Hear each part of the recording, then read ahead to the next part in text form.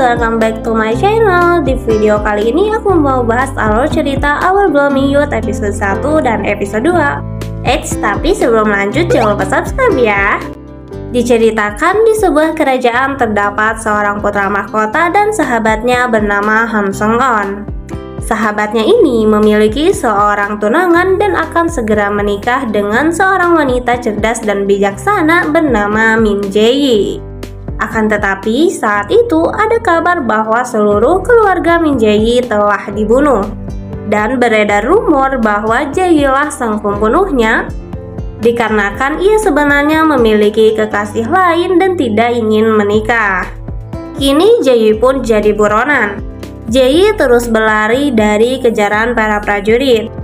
Karena ia merasa lelah, ia akhirnya ketahuan, akan tetapi Jae-yi anak yang kuat, ia mampu melawan para prajurit itu. Jae-yi pun berkata bahwa bukan dia yang membunuh keluarganya. Tapi para prajurit tetap mengejarnya hingga akhirnya ia pun terjatuh dari tebing yang tinggi. Beruntungnya ia selamat mengingat perkataan sang ayah untuk tetap bertahan hidup. Sebelumnya, sang ayah berkata untuk membaca surat rahasia dari putra mahkota dan menyuruhnya untuk melindungi putra mahkota. Akhirnya ia pun bersiap untuk menemui putra mahkota. Putra mahkota ini bernama Li Huan, seorang yang tampan dan cerdas. Namun ada rumor yang mengatakan bahwa ia telah dikutuk oleh hantu. Hal itu menyebabkan tangan kanannya tidak bisa bergerak setelah terkena panah beracun. Rumor itu juga mengatakan bahwa Li Huan telah membunuh sang kakak untuk merebut tahta putra mahkota. Saat ini, para menteri yang ingin menurunkan tahta putra mahkota meminta raja agar putra mahkota mengikuti pemburuan tahunan untuk membuktikan bahwa putra mahkota memang benar-benar pantas. Dan putra mahkota pun setuju. Sebenarnya memang benar bahwa 3 tahun yang lalu putra mahkota menerima sebuah surat hantu yang berisi kutukan. Kini Jae-yi pergi menemui pelayannya Garam dan berganti pakaian untuk menyamar sebagai seorang prajurit. Beruntungnya ia ditugaskan menemani putra mahkota berburu. Saat putra mahkota pun mulai berburu, Jae-yi pun mengikuti menunggu waktu yang tepat untuk berbicara.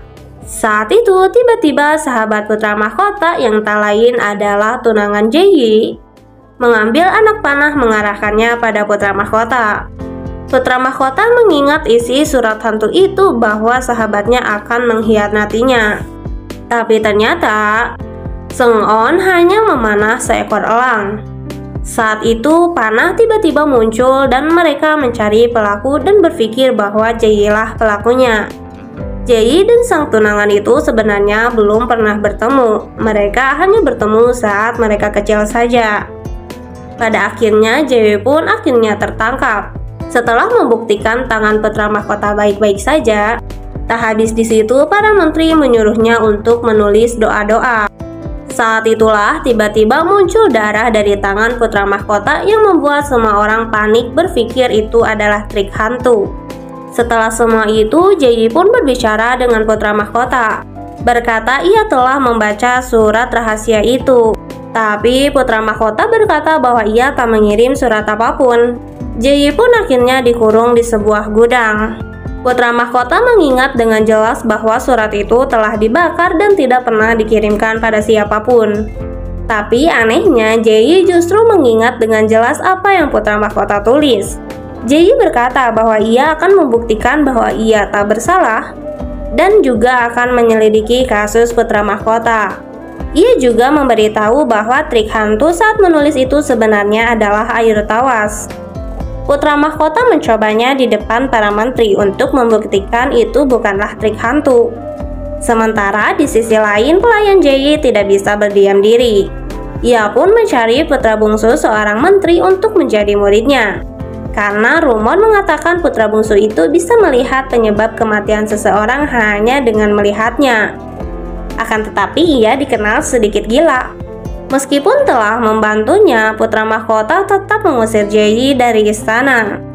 Jae-yi yang merasa semuanya salah putra mahkota dan apapun yang terjadi ia akan tetap mati, Ia pun akhirnya berteriak mengenai surat hantu itu nyata dan putra mahkota pun akhirnya menghentikannya. Lantas apa yang akan terjadi selanjutnya? Kita bahas di video selanjutnya ya di episode 3 dan 4. See you next time!